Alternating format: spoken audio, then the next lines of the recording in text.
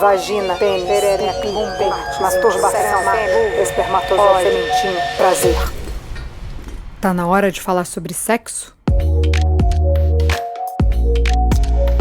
No 7º episódio do podcast Mãe Me Ajuda, tiramos o sexo do quarto, da intimidade a dois. Trouxemos para a sala de visitas e convidamos a psicóloga, especialista em educação sexual e mãe da Valentina de 10 anos, Marina Vasco. Para essa conversa, colocamos o tabu e preconceitos da porta para fora e deixamos o papo rolar bem informal e com muita, mas muita orientação. Até porque se aquela perguntinha filosófica que permeia o imaginário infantil, aquela assim, de onde vêm os bebês, ainda não passeou por aí, ela certamente virá. Além de dar o beabá de como responder essa questão, falamos sobre masturbação infantil, sobre a diferença entre sexo e sexualidade, como introduzir o assunto, sobre valores da família. Conversamos também sobre machismo e o que acontece na cabecinha das crianças que ouvem músicas e assistem vídeos. Vamos dizer assim, calientes.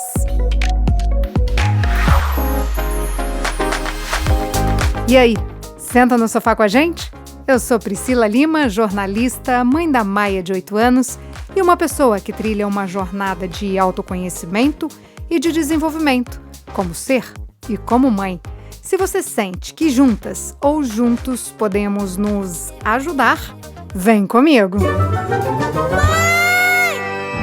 Me ajuda!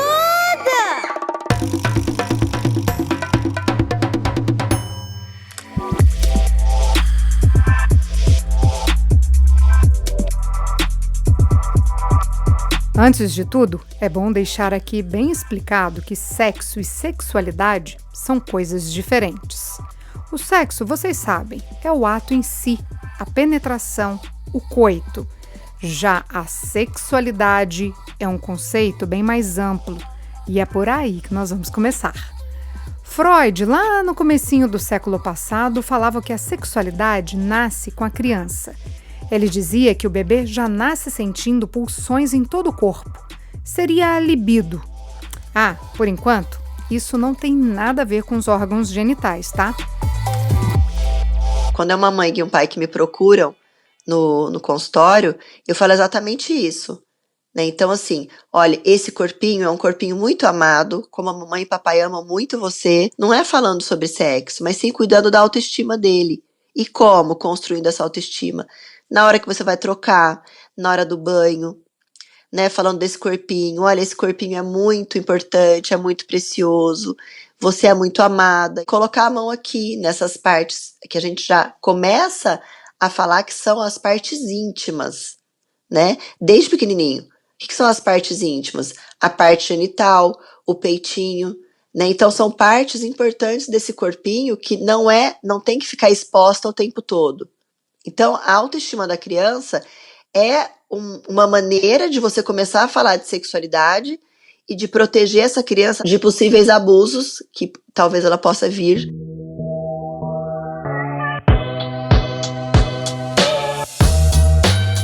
Então, começar a falar sobre sexualidade com os filhos nada mais é que ensiná-los sobre o próprio corpo e ponto. Simples assim. Uma coisa que está mudando muito e que eu acho que é muito bom é que antes, se você ia visitar o seu amigo, sua amiga que tiveram um filho, se era um homem, se eles tivessem tido um menino, né, e o seu namorado, seu marido entrasse na casa e o pai do menino, como que ele receberia? Ele falaria assim, vem ver aqui o pau do meu filho, o saco do meu filho roxo, né, vai comer sua filha. Isso já não existe mais, o que eu acho maravilhoso.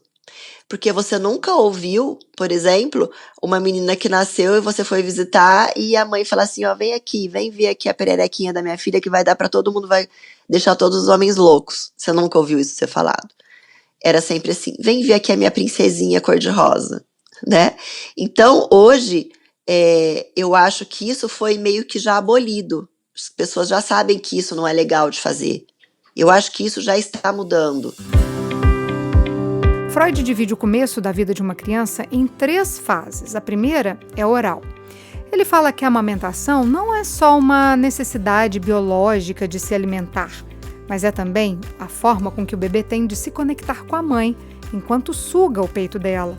Isso aqui não tem nada a ver com perversão, viu? E sim, um prazer autêntico do contato pele a pele.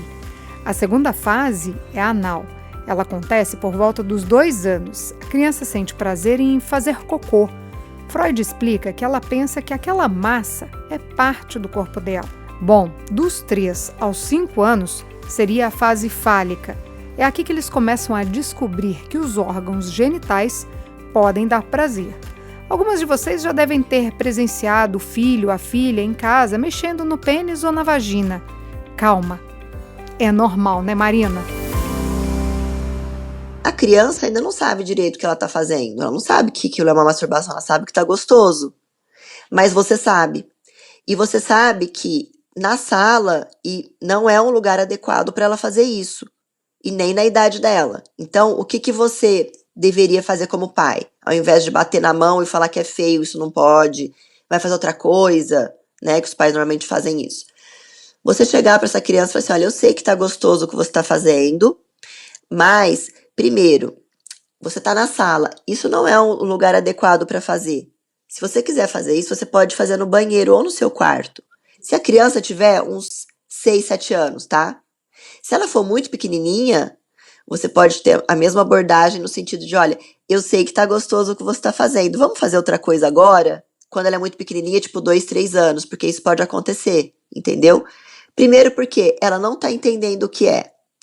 Primeiro, se você for fazer uma explicação de sexualidade, de masturbação para uma criança de 2, 3 anos, ela não vai absorver nada dali. Ela não vai entender nada que você está falando. O que é masturbação? Ela fala, aham, tá bom. Então, você distrai ela neste sentido.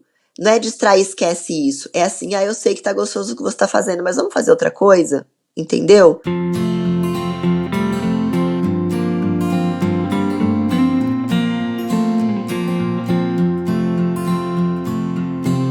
A partir dos 5 anos, as perguntas vão surgindo. O que é virgem? O que é orgasmo? O que é sexo? A orientação é, antes de responder, entender de onde vem essa pergunta.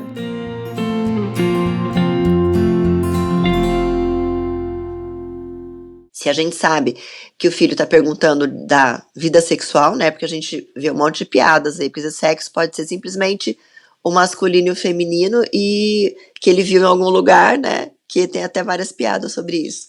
Mas se a criança está perguntando sobre sexo mesmo, qual seria a melhor resposta para você dar para uma criança sobre o que é sexo?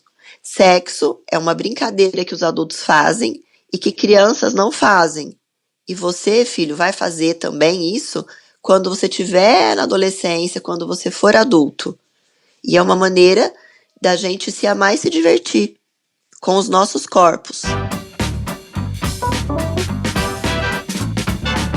Mas antes de sair por aí dando toda essa explicação, é bom ter certeza que vocês estão falando sobre a mesma coisa. Um tempo atrás, Maia perguntou pra gente o que era virgem. E disse que não sabia de onde tinha tirado essa palavra. Falei que era uma coisa sem mistura, pura. Ela aceitou a resposta. Mas eu sei que essa explicação mais superficial pode até convencer os mais novos. Já as crianças mais velhas, E aí, se insistirem em saber o que é sexo? Então, a gente faz assim, a gente pode se beijar os nossos corpos. A mamãe e o papai já fizeram isso. Inclusive, colocar o pipi dentro da vagina. E aí é claro que muitas pessoas dão nomes específicos para os órgãos genitais, desde pequeno, né, para os filhos saberem.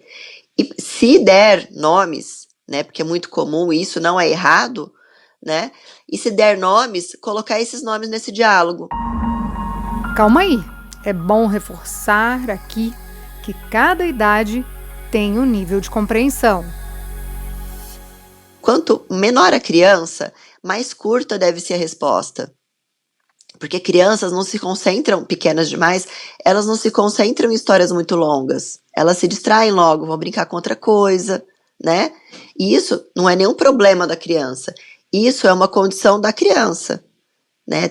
Gostar de respostas rápidas. Por quê? Porque isso é o que ela apreende. Então, conforme a criança for crescendo, você vai dando respostas mais longas. Ah, mas como eu sei que eu deveria dar uma resposta mais longa ou não? Quando você dá uma resposta curta para uma criança e ela se satisfaz com aquela resposta, ela vai fazer outra coisa. Ela fala, tá bom, e vai brincar com outra coisa. Quando ela pode se aprofundar, ela continua perguntando. Tá, mas como que... O que é da mamãe que foi pro papai? Eu não entendi. Tá, então assim, a mamãe tem a sementinha dela, pode falar sementinha, ou ela já pode, dependendo da idade da criança, falar que chama óvulo. Eu prefiro dar os nomes. Eu oriento os pais a dar os nomes, tá? Mas tem pais que falam assim, ai, mas esse óvulo, eu falo da sementinha, então tá bom. Então a mamãe tem os óvulos, ou a mamãe tem a sementinha, que é natural, que tá lá dentro da barriguinha dela. E o papai também tem o espermatozoide, que são vários bichinhos legais, eu sempre falo bichinhos legais, porque senão fica bichinhos, parece doença, né? Vários bichinhos legais, que eles precisam se encontrar, tem que marcar um encontro ali. Tem que acontecer esse encontro. E esse encontro do papai e da mamãe acontece na relação sexual. Às vezes a criança fica satisfeita com isso, que legal, e vai embora. Então, assim, conforme ela vai crescendo, ela vai se aprofundando. E aí eu falo que desse encontro do papai e da mamãe, deu você. Entendeu? Dá um filhinho. E que ele vai se crescer na barriga e tudo mais. Aí a gente vai... Então, conforme... como que a gente sabe que a criança pode ouvir mais coisas? De acordo com as perguntas que ela faz.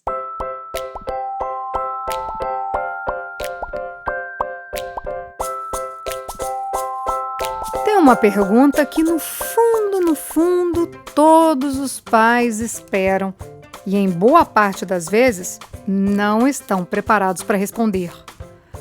Como os bebês são feitos? De onde eu vim?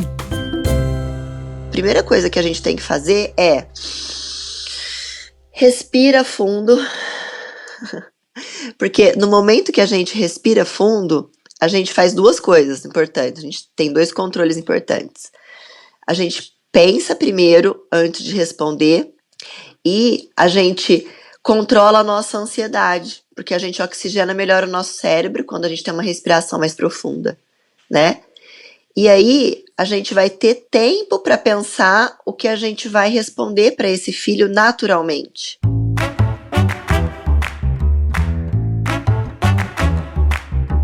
Se o naturalmente não rolar, corre para a livraria.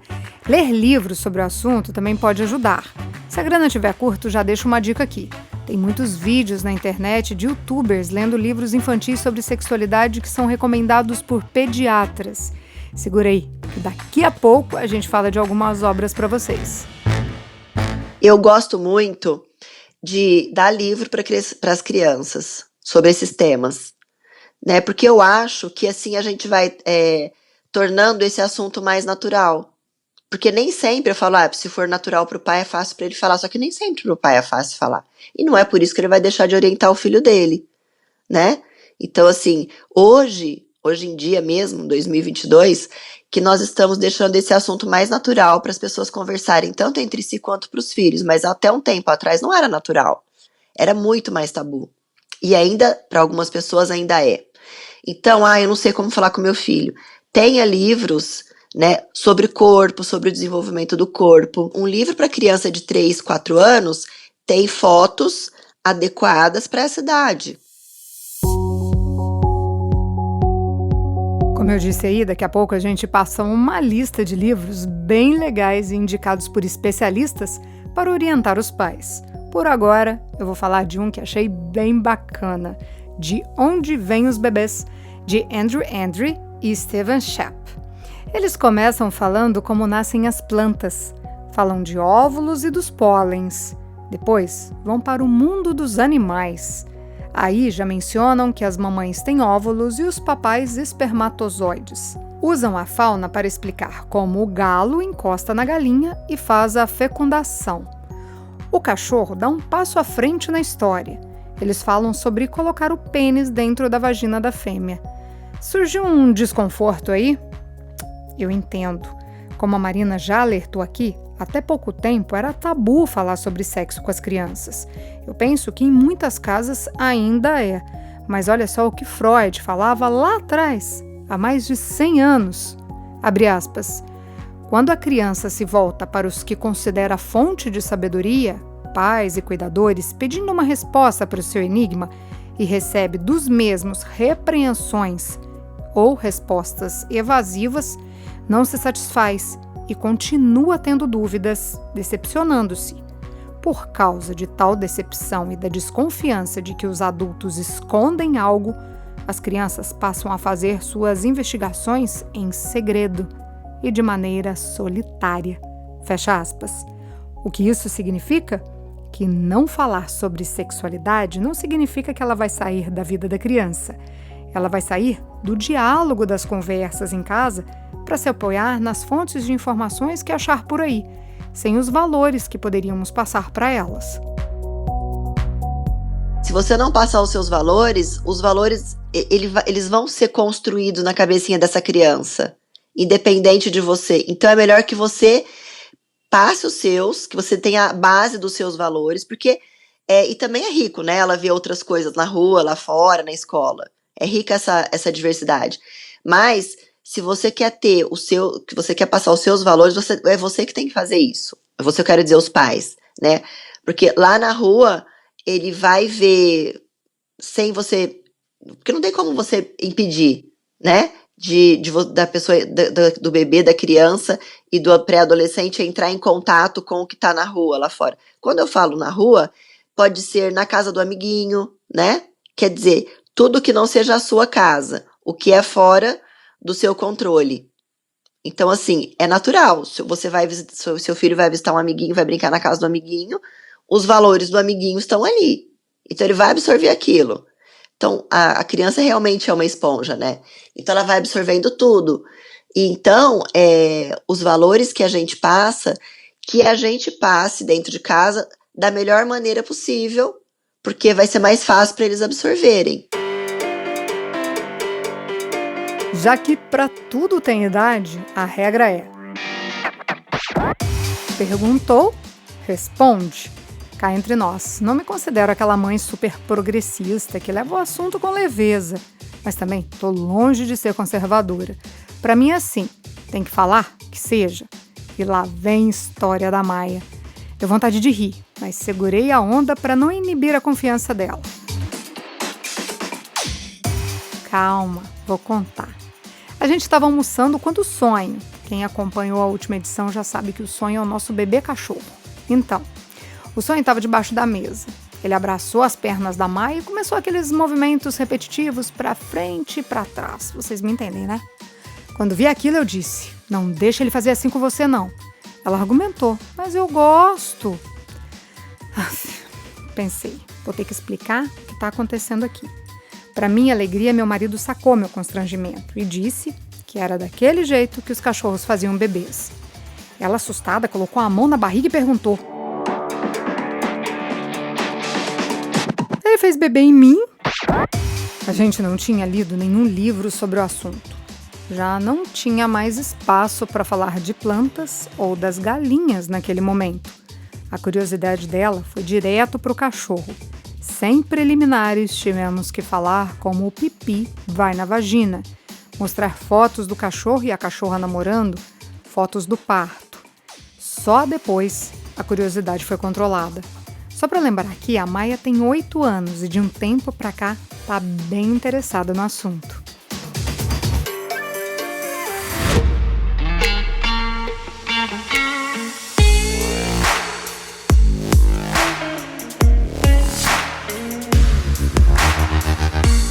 Escuta isso, de beijar você toda e fazer um amor hard.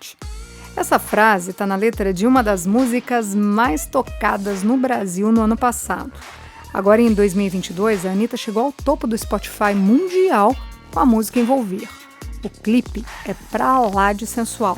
Quem não viu, né? Mas daí você pergunta, por que tá falando isso? O que essas duas coisas têm em comum e o que tem a ver com o podcast?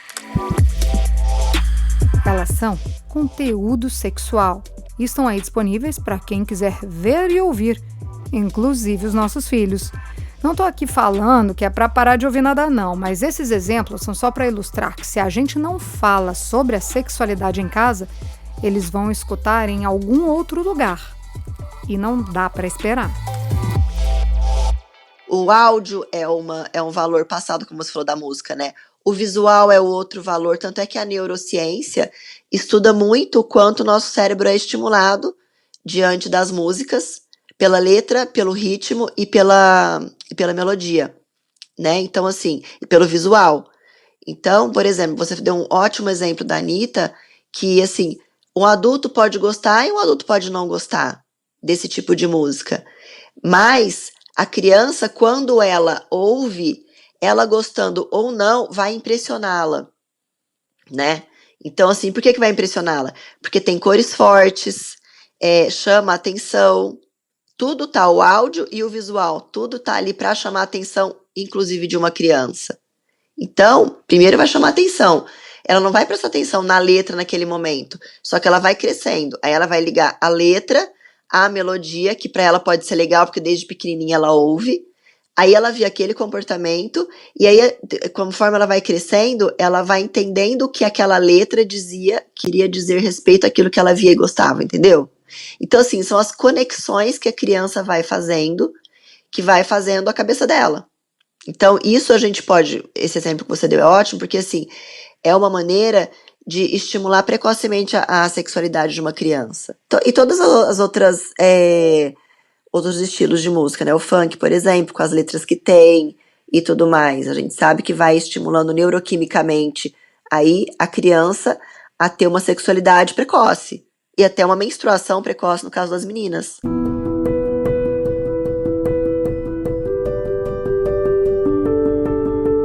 Como a gente viu aí, ainda que o assunto não faça parte do dia a dia da família, ele está, sim, presente na vida de todos. O nosso corpo psicológico tem o tempo certo de receber as informações. Elas são processadas de acordo com cada idade.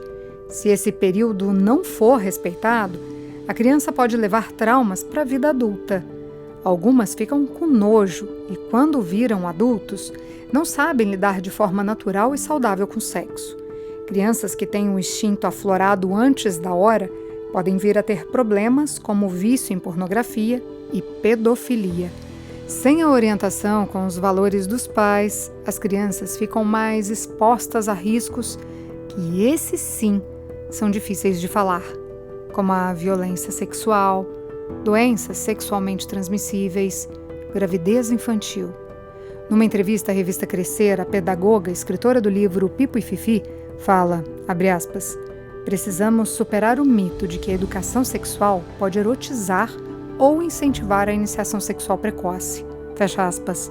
Na real, é bem o contrário. Tanto a Organização das Nações Unidas quanto a Organização Mundial da Saúde defendem que crianças bem orientadas iniciam a vida sexual mais tarde. Falar sobre sexualidade é importante para essa pessoa fazer escolhas certas e não se deixar abusar até onde ela pode impedir um abuso, tá? Porque, assim, nem sempre a criança pode impedir um abuso. Agora, quando ela percebe, por exemplo, que aquele carinho que um adulto, um adolescente está fazendo nela tá diferente, tá ruim, ela deve pedir para parar.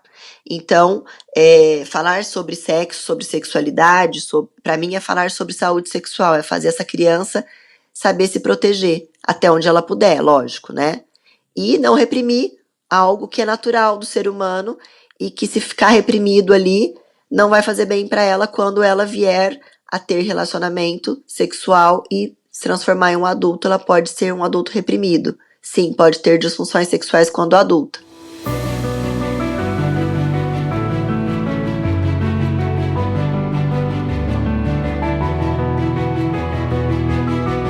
No último episódio, a gente falou como o diálogo é essencial para fortalecer o vínculo entre pais e filhos. E aqui, ele volta a ser importante, porque é na conversa que emerge a confiança. E uma criança que confia nos pais divide o que acontece na vida dela, inclusive quando alguém faz algo que ela não goste. Então, se a criança aparecer com alguma história de um coleguinha ou alguém que fez algo a ela, se interesse, tente entender, acolha.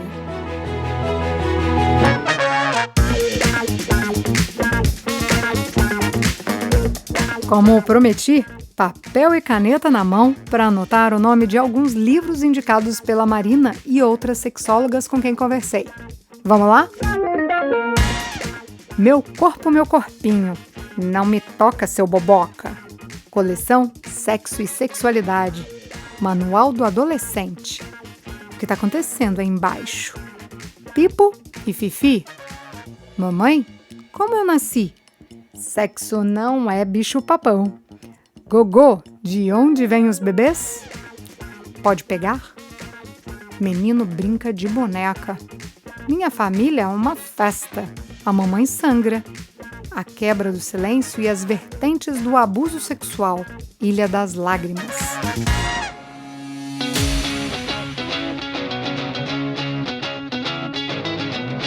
Essa lista tá completinha lá no nosso perfil do Instagram, @podcastmãemeajuda. Corre lá que tem, além dos títulos, os nomes dos autores e as editoras. É sempre bom dar uma olhada na idade indicativa, pra gente não sair por aí explicando antes da hora o que eles não estão preparados e nem têm necessidade de saber. Acho legal eu falar aqui que nossa conversa hoje foi bem direcionada para os filhos biológicos de casais heterossexuais. Mas os filhos adotivos e filhos de pais homossexuais também estão cheios de perguntas. E logo, logo a gente volta a falar sobre esse assunto com um recorte mais direcionado a eles. Nosso bate-papo de hoje vai ficando por aqui.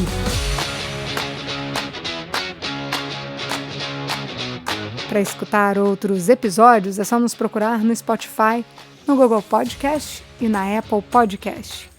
A edição de som é de Tadeu Jardim. Essa é uma produção Estúdio Fita.